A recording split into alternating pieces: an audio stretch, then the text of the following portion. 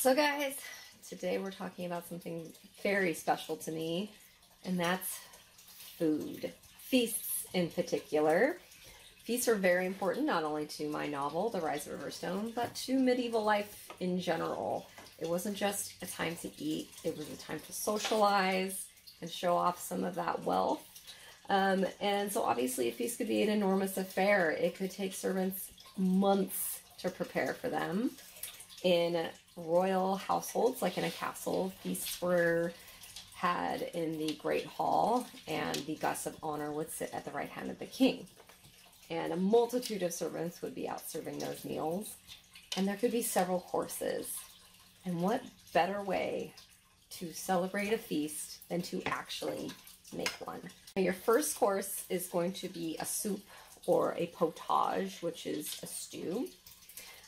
Your second course is going to be your meats, either salted or it could be smoked or fresh. And so the main meats you would see would be chicken, beef, wild game, or bacon, pork. And then your third course would be something a little bit more delicate, like fish. And then the best is dessert. But not the dessert you're thinking. Usually it would be cheeses, fruits, nuts. You know, I've personally never made a feast before, but I decided, since I have the internet, that there can be nothing that would go wrong.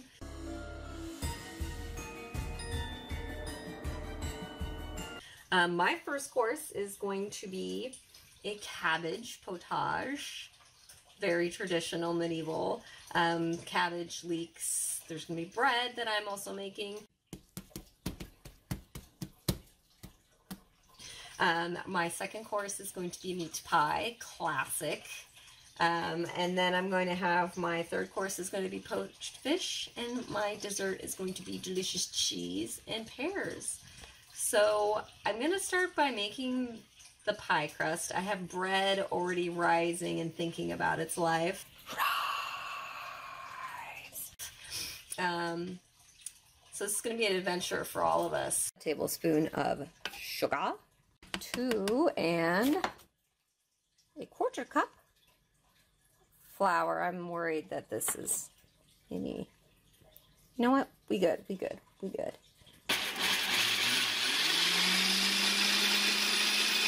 So I had 1 3/4 stick of butter, one of which I froze in the freezer.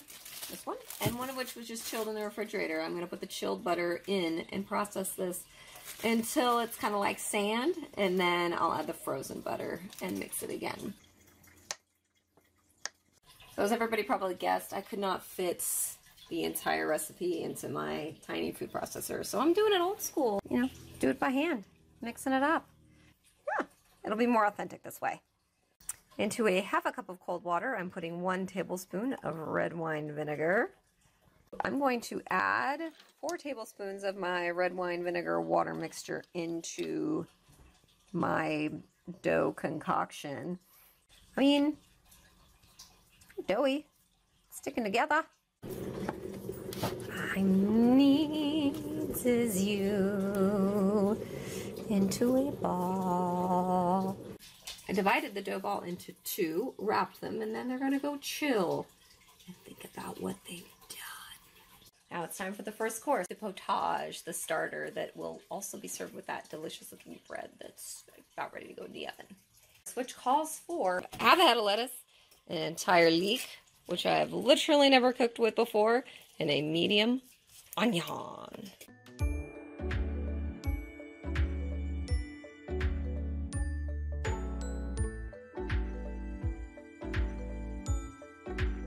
Thinly slice the onions. Onions are done. Into a big pot it goes with 1/8 of a teaspoon of cardamom and a 1.5 cups of chicken broth. We're going to bring that up to a boil and just let it simmer for the next 10 to 15 minutes. I wish you could smell this. It smells amazing. I'm going to get some things ready for the second course. That is our meat course, our pie course. Remember, our dough is chilling right now. For our filling, we've got some beef, we've got bacon, onion, shallots, garlic, Guinness. Yeah, it's going to be tasty. There's cheese over there. There's cheese. Fun fact, the forks for personal use were invented in the 4th century, and they kind of gained a little bit of prevalence in Italy in the 11th century. The rest of Europe didn't actually use it until the 18th century. So no fork. You get bread, or a spoon, or a knife. Either way, no forks were given. In a Dutch oven, I'm going to go ahead and brown some steak. It's 1.5 pounds. Okay, after the meat was brown, I removed it, and I've added 4 slices of bacon. To my bacon, I am adding 8 ounces of mushrooms, 2 carrots, 1 onion, 2 shallots, and it calls for 3 cloves of garlic, but I don't care for that sort of negativity, so I added a lot more. So this is all gonna cook in there with the bacon. Into this delicious smelling mixture, we're gonna put 2 tablespoons of flour, a bay leaf, and 2 sprigs of rosemary. 1 cup of beef broth. 7 ounces of cheese. Put the beef back in it. Finally, 1 bottle of Guinness. Putting that Dutch oven in a preheated 350-degree oven for 1 hour. I just want to point out that that recipe called for 2 tablespoons of raisins, and at no point did it tell me to do anything with them, so I'm pretty sure I just got duped into buying raisins. While my filling is baking, I'm going to flour a clean surface and roll out my dough. Well, I got it to fit in there. It's not very pretty, but it's it's there. So the next thing we have to do is poke it with a fork to vent, which is ironic since they didn't have forks. Prepping for course number 3, I've got 5 sprigs of mint chopped finely with 6 sprigs of parsley. I have some white wine vinegar. I have a cup of water mixed with a cup of white wine. I got a white wine that I wouldn't mind drinking. It's just a winemaker's blend. And then I have the star of the show that I won't say out loud in case my husband is listening, but it's a fish. We're going to soak 2 ounces of breadcrumbs in the 2 tablespoons of white wine vinegar. That should take about 10 minutes for it to be all soaked up. 1, 2. I'm going to crush up the parsley and the mint in a bowl. It calls for using a mortar and pestle, but I don't have one because that one time my husband wanted to get one, I crushed on his dreams. So we're going to do this instead. I just want to point out this recipe said to grind the garlic into the herbs, and at no point in the ingredients does it say garlic. So I'm just going to do a couple of cloves. Okay, the breadcrumbs soaked for 10 minutes. I'm adding it to my herbs. I'm supposed to mix it till it's nice and smooth, and then add white wine vinegar till it's basically like a sauce. I could do water too, but I feel like the white wine vinegar is going to add some flavor. The big reveal for our fish today. I decided to go authentic because, you know, it is the rise of Riverstone, so we're going to do something that harkens back to Laria and her childhood, next to the Rivor, the giant river that runs by her house. And we are doing fresh trout. This was literally caught yesterday. I'm about to take my filling out of the oven. It's been a very long hour. Also, I'm covered in flour. And then I'm going to pour it into my pie crust. I'm a little bit worried it's not all going to fit. This just might be very, you know, bulbous pie. It smells amazing, but it's pretty liquidy. I don't know if that's how it's supposed to be. But, you know, we're winging it. So as I predicted, there was way more filling than there was pie plate. And I also struggled with putting the lid on the pie, so it doesn't look very pretty. But that's okay, because, you know, I'm just some poor servant working in a kitchen trying to do my best. So I need to vent the top with a couple of slashes, which it looks like it already has due to my breakage in my pie, but You know, that's okay. We're gonna turn the oven up to 400 and cook this bad boy for 40 minutes. The pie looks delicious. It smells amazing. It needs to rest for 10-15 minutes. While it's doing that, I'm gonna go ahead and poach the fish. We're gonna put the water and wine mixture into a pan. Carefully, carefully, carefully. Yay! I'm gonna let that simmer up, and then we're gonna put our fish in it. While my fish is poaching, about 3 to 5 minutes on each side, I did complete the sauce. And I added more water than vinegar because it was not getting very saucy, and I did not want to drink just a bunch of vinegar.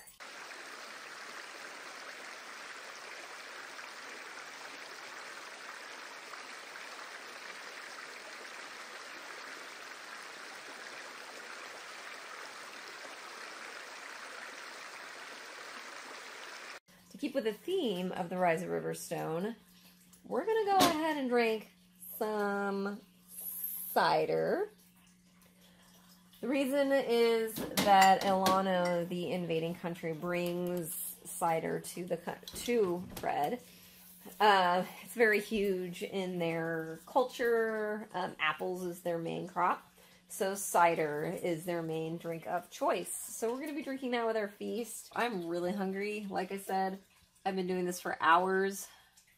Sometimes it would take days for, you know, depending on how many people, to prepare for a big feast. So I had no idea that this undertaking would change my life. This is the completed meal. Obviously not in servings. It's all coming out at once for me because I'm hungry. We've got our bread potage. This was the cabbage, leeks, and onions. We have our meat pie, which smells amazing, but, you know, predictably kind of fell apart on me. And then this is our trout with our herb garlic breadcrumb sauce. The last is our pear cheese dessert, of course, washed down with a nice, delicious cider. Okay, now for the tasty. This is the bread that I baked earlier today, which is amazing. Okay, I'm going to use this to soak up some potage.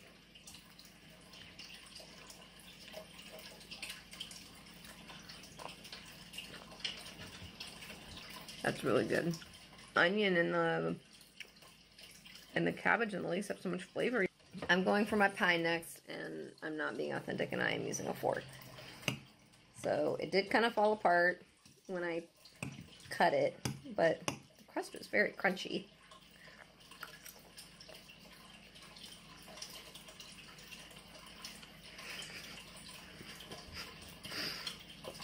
Oh my god, that is so good. Excuse me, I need a moment. I mean, the crust is flaky and delicious, and the filling inside is flavorful, and this is delicious. I'm only going to eat things in pie form from now on. I said I was never going to make my own crust again, but this is too good not to. Next is the fish. That's the trout that we poached in water and white wine. And it's got the herb breadcrumb garlic sauce. There's parsley and mint in that sauce.